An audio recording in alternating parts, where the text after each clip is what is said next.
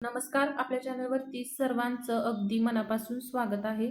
आज आपण बनवणार आहोत पौष्टिक, पारंपरिक आणि अप्रतिम चविष्ट अशी खपली गव्हाची खीर. आरोग्यदायी आणि पारंपरिक गोड पदार्थ शोधत असाल तर आजची खपली गव्हाची खीर नक्की करून पहा. चव आणि पौष्टिकता याचा सुंदर मिलाप आहे. खपली गव्हाची खीर इतकी मस्त आणि क्रीमी बनते की प्रत्येकजण तिचं कौतुक करेल. शेवटपर्यंत व्हिडिओ नक्की पहा, कारण काही छोट्या टिप्स तुमची खीर अजून स्वादिष्ट बनवतील. त्याच्यासाठी आपण इथे 1 वाटी खपली गहू घेतलेला आहे. तर खपली गहू आणि साधं गहू असे 2 प्रकारचे गहू असतात. तर खपली गहू जो असतो तो थोडासा असा लांबट असतो आणि डार्क ब्राऊन कलरचा असतो. त्याच्यामध्ये आता आपण 1 चमचा तांदूळ घालतोय. तांदूळ घातल्यामुळे काय होतं तर छान अशी खीर मिळून येते. आता याच्यासाठी आपल्याला काय करायचं आहे तर याला आपण थोडंसं पाणी लावूया.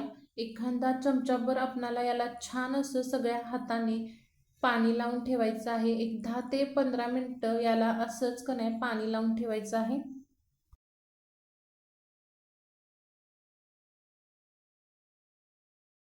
15 मिनिटं गव्हाला पाणी लावून ठेवलं होतं. आता आपण हे बघू शकता गहू पूर्णपणे कोरडे झालेले आहेत. आता हे काय करूया आपण एका मिक्सरच्या भांड्यात काढून घेऊयात आणि याचे फक्त आपल्याला 2 तुकडे होतील इतकंच आपल्याला मिक्सरला प्लस मोडवरती फिरवून घ्यायचे आहेत. अगदी एकांद सेकंद 2 ते 3दा फिरवायचे आहेत, म्हणजे बरोबर त्याचा वरचा जो कोंडा आहे तो निघतो आणि एका गव्हाचे 2 तुकडे होतात.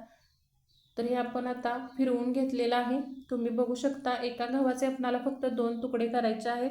त्यामुळे खीर खाताना जो काही गव्हाचा तुकडा आहे तो छान असा शिजला जाईल आणि मऊसूत असा लागतो.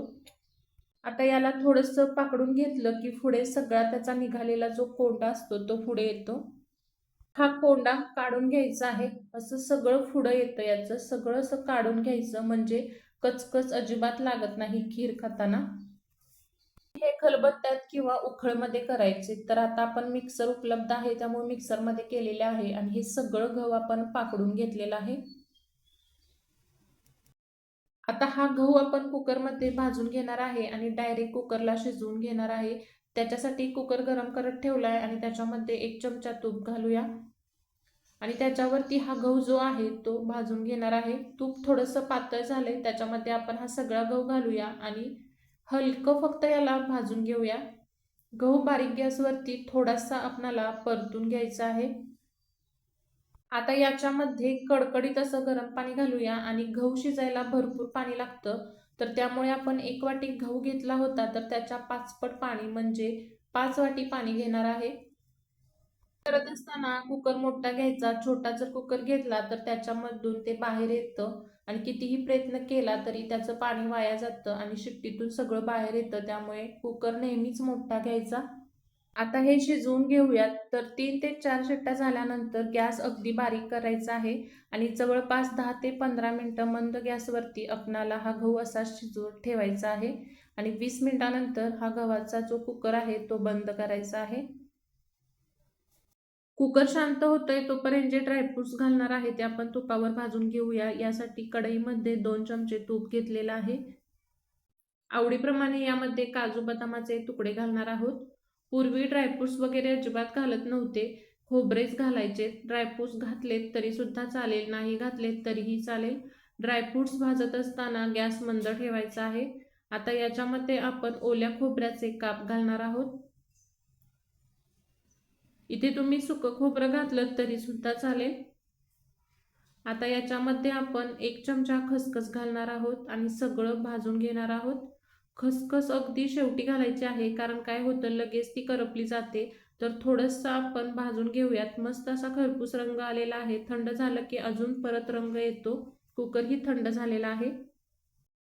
कुकर थंड झाल्यानंतर मी त्याला एका कढईमध्ये काढून घेतलेला आहे आणि तुम्ही ते बघू शकता. मस्त अशी आपली खीर शिजली गेलेली आहे. अगदी एकसारखी अशी झालेली आहे. अजिबात पाणी एकीकडे आणि गहू एकीकडे वगैरे अजिबात झालेलं नाहीये.